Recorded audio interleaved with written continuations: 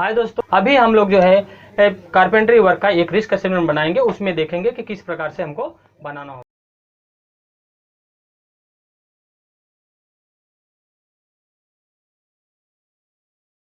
Risk assessment का ये format है। इसका कंटेंट्स जो दिया गया है इसके बारे में हमने अपने पहले वीडियो में बता चुका हूँ मैं, और अगर आपको नहीं मालूम है तो आप लिंक में जाके उस वीडियो को देख सकते हैं। तो ये रिस्क असेसमेंट का फॉर्मेट है। इसमें पहला नंबर सीरियल नंबर है, तो इसमें 1 नंबर हम लोग देते हैं जब भी जो एक्टिविटी स्टेप बाय स्टेप हम लोग जाएंगे। तो दूसरा कॉलम है एक्टिविटी। एक्टिविटी में जो है क्या है, वर्क लोकेशन। तो कार्य का जो एरिया है, लोकेशन है, उसका बारे में हमको जो है जानकारी होना चाहिए, उसको दिया है। उसमें क्या रिस्क है वो भी देखा जाएगा। दूसरा लाइन है रूटीन और नॉन रूटीन एक्टिविटी। तो वर्क लोकेशन अप्रूवल के लिए जाएंगे तो उसके लिए हमारा नॉन रूटीन एक्टिविटी होती है, क्योंकि एक बार अप्रूवल हम लोग लेने जाते हैं। अगला कॉलम है नॉर्मल एब नॉर्मल। तो जो नॉर्मल है कि एब नॉर्मल है उसके बारे में हम लोग इसमें लिखेंगे। तो यहाँ पे हमने नॉर्मल पकड़ा है। Fall of material, fire and explosion, unsafe access. ये जो है वहाँ पे खतरे हो सकते हैं जहाँ पे हमारा कार्य करने का एरिया जो मिलेगा, अगर अप्रूवल नहीं है वहाँ पे बराबर से अगर सेफ नहीं प्लेस है तो। दूसरा इसमें OHS रिस्क क्या है, fall of person, cut and heat injury और इलेक्ट्रिकल शॉक। ये जो है वहाँ पे रिस्क है।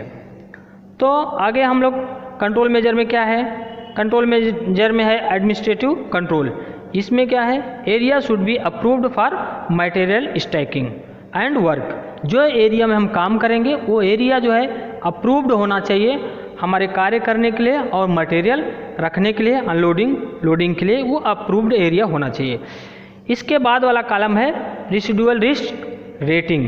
तो इसमें जो है स्केल है, सिवियरिटी, पेरियोडिटी और ड्यूरेबिलिटी है, जो हमने बता चुका है। तो हमने इसमें स्केल 1 पकड़ा है, सिवियरिटी 2 पकड़ा है, प्रोबेबिलिटी 2 पकड़ा है और ड्यूरेशन 1 पकड़ा है। इसको मल्टीप्लाई करते हैं तो टोटल रिस्क रेटिंग हो जाता है 4। तो ये जो है हमारा पहला कॉलम है रिस्क का मैट्रिक। अब नंबर 2 है। नंबर 2 में मटेरियल लोडिंग वर्क। तो इसमें रूटीन एक्टिविटी है, non routine activity. Non routine activity है ये भी, क्योंकि ये हमेशा मटेरियल लोडिंग अनलोडिंग वर्क नहीं चलता है। अगर है तो आपको रूटीन एक्टिविटी लिखना है। यहाँ पे हमने नॉन रूटीन एक्टिविटी पकड़ा है। दूसरा कॉलम है नॉर्मल है कि अब नॉर्मल है। ये भी नॉर्मल है, क्योंकि आसानी से सामान उठा के लेके जा सकता है, ज़्यादा इंजरी होने का चांसेस नहीं है, इसके लिए हमने नॉर्मल पकड़ा है। आपके एक्टिविटी के हिसाब से आपका जो कार्य रहेगा उसके हिसाब से आप पकड़ सकते हैं, जो भी यहाँ पकड़ना है। अगला है हैजर्ड्स। हैजर्ड का कॉलम में क्या है, मटेरियल फॉल हो सकता है, अनसेफ एक्सेस है, स्लिपरी और ट्रिपिंग हैजर्ड है एंड फॉलिंग हैजर्ड है। तो ये जो है इसमें हैजर्ड है।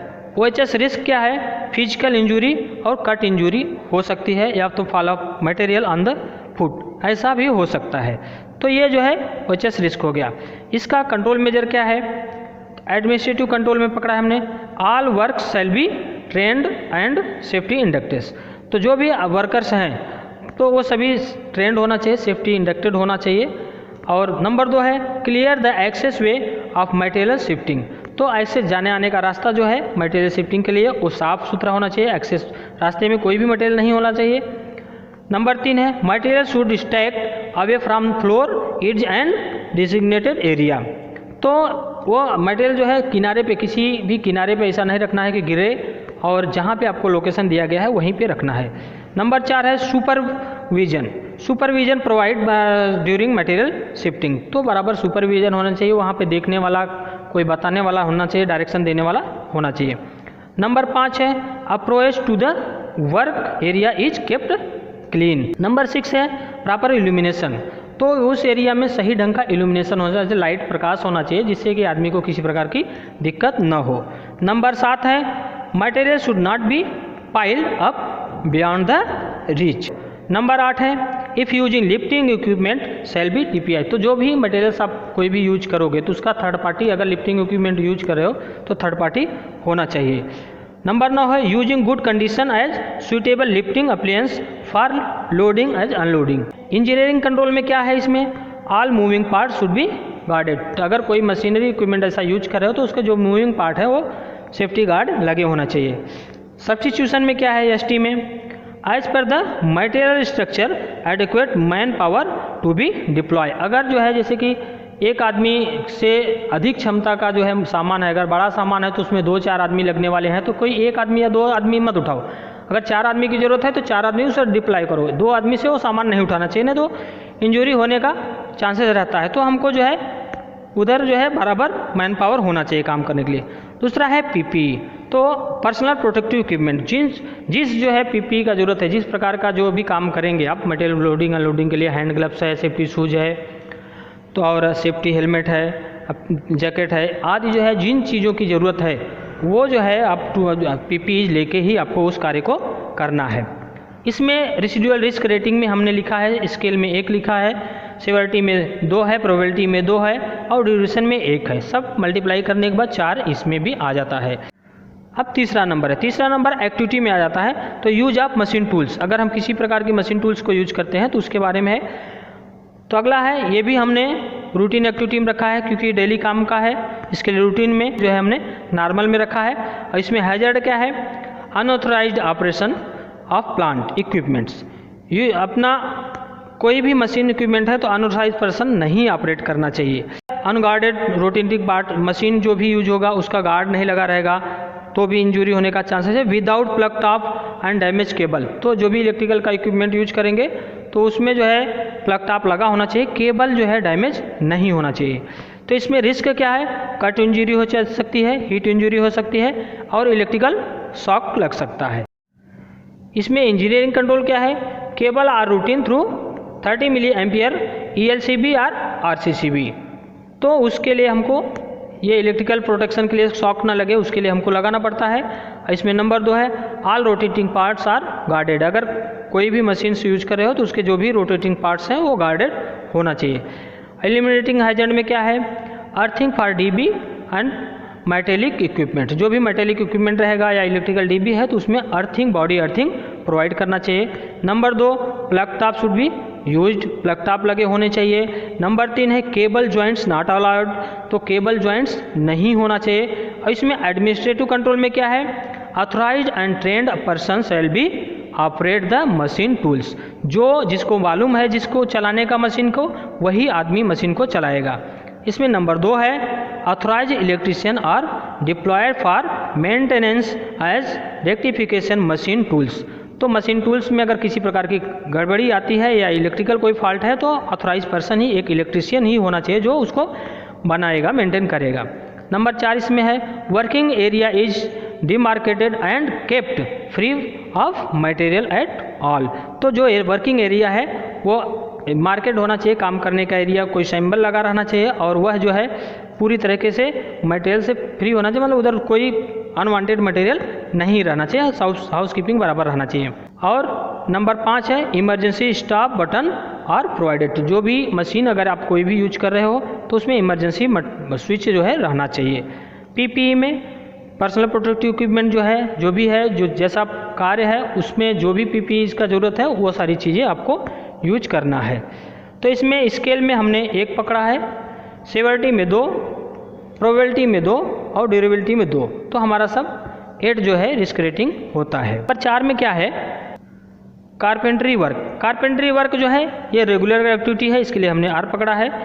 ये नॉर्मल हमारे हिसाब से नॉर्मल है, इसके लिए हमने नॉर्मल पकड़ा है। आपके हिसाब से अगर ऐब नॉर्मल है तो आप उसको लिख सकते हैं। और इसमें हैजर्ड क्या है, materials scattered at work area, dust emission और एक्सेसिव नॉइस। तो इसमें रिस्क क्या है, फायर हो सकता है, स्लीप ट्रिप हो सकता है, लंग्स इंजरी हो सकता है, हियरिंग प्रॉब्लम हो सकता है, ये सारी जो है रिस्क इसमें इन्वॉल्व है। इसको कंट्रोल मेजर में इसमें क्या है, एलिमिनेटिंग हैजर्ड में क्या है, देखिए, saw dust accumulated near by the machine. तो एलिमिनेटिंग हैजर्ड में है कि जो कटिंग किया हुआ जो डस्ट रहेगा, जो बचेगा, वो मशीन के पास नहीं रहना चाहिए। नंबर 2 है, dust protection equipment should be use. Dust उड़ के जाए ना, ज़्यादा दूर तक फैले ना, नहीं तो दूसरों को नुकसान पहुँचाएगा, इसके लिए डस्ट प्रोटेक्शन उधर यूज करना है। एडमिनिस्ट्रेटिव कंट्रोल क्या है, रेगुलर हाउस कीपिंग। तो बराबर वहाँ पे हाउस कीपिंग होना चाहिए, डेली हाउस कीपिंग होना चाहिए। नंबर 2 है, एरिया बैरिकेडेड होना चाहिए।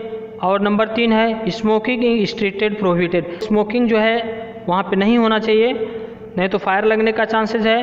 और नंबर 4 है fire extinguisher shall be provided, तो वहाँ पे फायर एक्सटिंग्विशर होना चाहिए इनकेस आग लगता है तो बुझाने के लिए। नंबर 5 है saw dust are regularly collected, जो वहाँ पे जो सॉ डस्ट है, जो डस्ट निकलता है वुडन का कटिंग करने के बाद जो बचता है वो डेली का डेली जो है वहाँ से निकाल देना चाहिए। नंबर 7 है proper supervision to be provide, proper supervision होना चाहिए।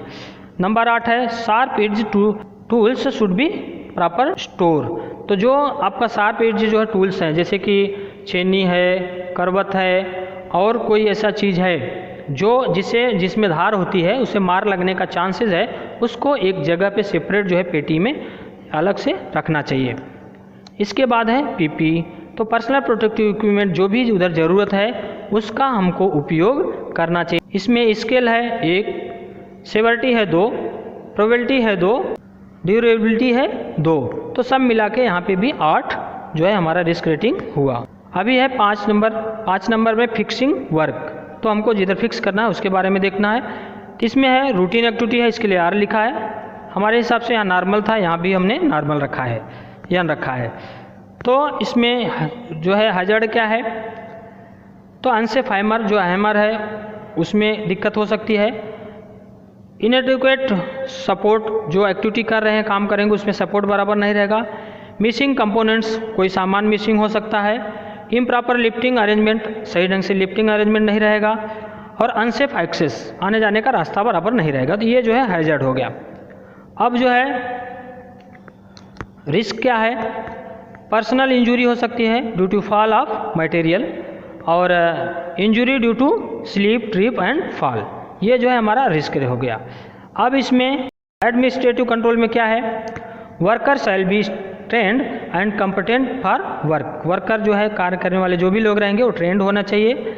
और नंबर 2 है inspection of materials prior to use, कोई भी मटेरियल जब यूज करने के लिए जाएंगे तो उसका सबसे पहले इंस्पेक्शन चेकिंग होना चाहिए।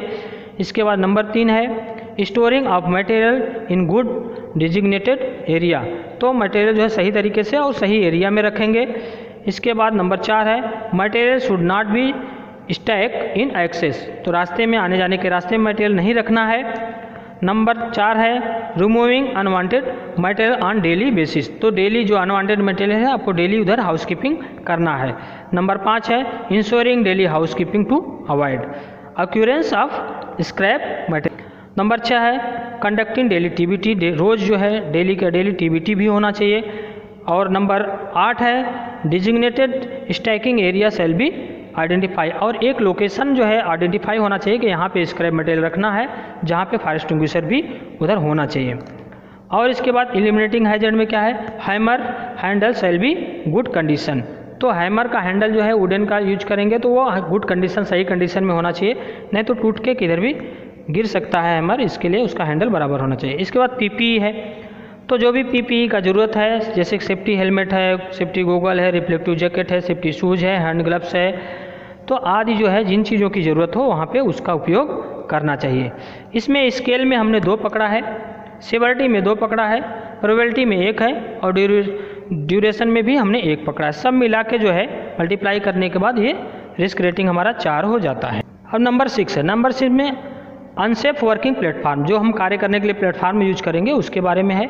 इसमें रूटीन एक्टिविटी है क्योंकि ये डेली का एक्टिविटी है, और इसमें नॉर्मल हमने रखा है चूँकि हाइट कम है इसके लिए हमने नॉर्मल पकड़ा है, अगर हाइट ज़्यादा है तो आप नॉर्मल आप पकड़ सकते हैं। तो इसमें क्या हो सकता है, फॉल ऑफ मटेरियल, हैजर्ड है फॉल ऑफ मटेरियल, इसका फोल्डिंग कोलैप्स या अनसेफ एक्सेस। और इसमें रिस्क क्या है, fall of person, cut and heat injury, ये जो है हमारा रिस्क है। Use of soul plate and base plate if unstable land, अगर ज़मीन बराबर नहीं है तो सोल प्लेट और बेस प्लेट दोनों को यूज करना है। इसमें एडमिनिस्ट्रेटिव कंट्रोल क्या है, base plate must be use for the इसका फोल्डिंग इरेक्शन, और अगर ज़मीन बराबर है तो भी हमको जो है बेस प्लेट ज़रूर यूज करना चाहिए अगर इसका फोल्डिंग प्लेटफॉर्म यूज कर रहे हैं तो नंबर 3 है all material should be in good condition, जो भी आप इसका फोल्डिंग यूज करेंगे उसके जो भी पार्ट्स हैं सब सही तरीके का और मजबूत होना चाहिए। नंबर 5 है इसका folding are erected as per scheme drawing, आपको इसका फोल्डिंग सही तरीके का सीधा होना चाहिए, जैसा कि बताया गया होगा इसका फोल्डिंग इस तरीके का इरेक्शन करना है तो उसी हिसाब से हमको इरेक्शन करना होता है जैसा डिजाइन किया जाता है। और नंबर 5 है provide proper and adequate support of the scaffolding. Scaffolding में सपोर्ट्स वगैरह सब बराबर होना चाहिए। Work should be done under trend and safety inducted workers. Workers जो उस पर काम करने के लिए जाएंगे वो ट्रेंड होने चाहिए, उनको सारा चीज़ उनके उसके कार्य के विषय में मालूम होना चाहिए।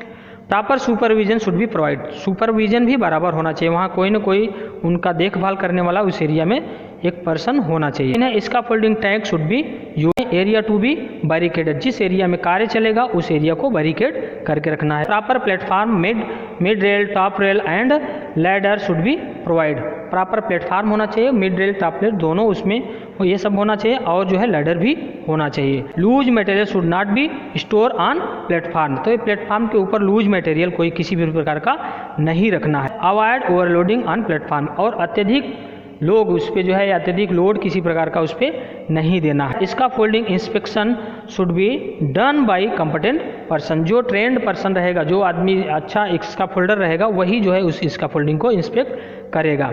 इसके बाद है पीपी, प्रोवाइड पीपी। तो proper PP should be use. जो है जो भी पर्सनल प्रोटेक्टिव इक्विपमेंट की ज़रूरत है वहाँ पे वो सारी चीज़ें आपको यूज करना है, जैसे कि safety shoes, helmet, jacket, reflect और जो है अपना सेफ्टी हार्नेस आदि जो है आपको वहाँ पे यूज करना है, जिन चीज़ों की वहाँ पे ज़रूरत है। तो इसको हमने स्केल में 2 पकड़ा है और सिवियरिटी में 3 पकड़ा है और प्रोबेबिलिटी में 2 पकड़ा है और ड्यूरेबिलिटी में 1 पकड़ा है। सब मिला के इसमें जो रिस्क रेटिंग हमारा 12 हो जाता है।